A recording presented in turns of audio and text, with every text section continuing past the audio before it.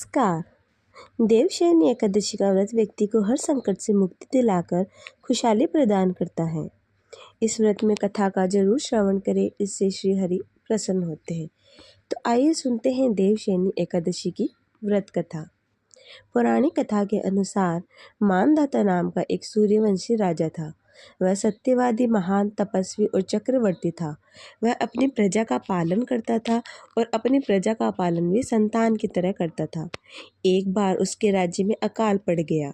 इसके कारण प्रजा में हाहाकार मच गया।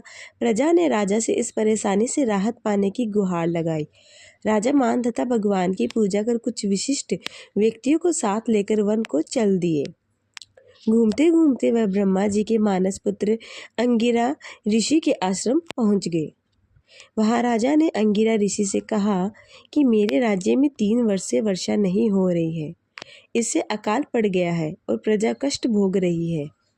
राजा के पापों के प्रभाव से ही प्रजा को कष्ट मिलता है, ऐसा शास्त्रों में लिखा है। मैं धर्मानुसार राज्य करता हूँ, फिर यह अकाल कैसे पड़ गया? आप कृपा करके मेरी इस समस्या के निवारण के लिए कोई उपाय बताएं। अंगिरा ऋषि बोले, इस युग में केवल ब्राह्मणों को ही तप करने, वेद पढ़ने का अधिकार है, लेकिन राजा आपके राज्य में एक शूद्र तप कर रहा है। इसी दोष के कारण आपके राज्य में वर्षा नहीं हो रही है। अगर आप प्रजा का कल्याण चाहते हो तो शीघ्र ही उस शूद्र का वध करवा दे। राजा मानधाता ने कहा कि किसी निर्दोष मनुष्य की हत्या करना मेरे नियमों के विरुद्ध है। आप और कोई दूसरा उपाय बताइए।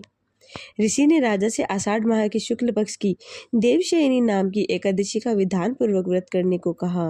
वे बोले कि इस व्रत के प्रभाव से तुम्हारे राज्य में बारिश होगी और प्रजा भी पहले की तरह सुखी जीवन यापन कर पाएगी।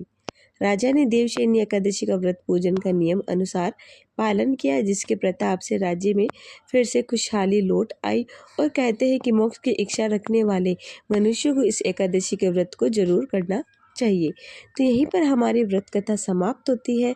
दोस्तों, मैं आशा करती हूँ आपको मेरी वीडियो पसंद आई होगी।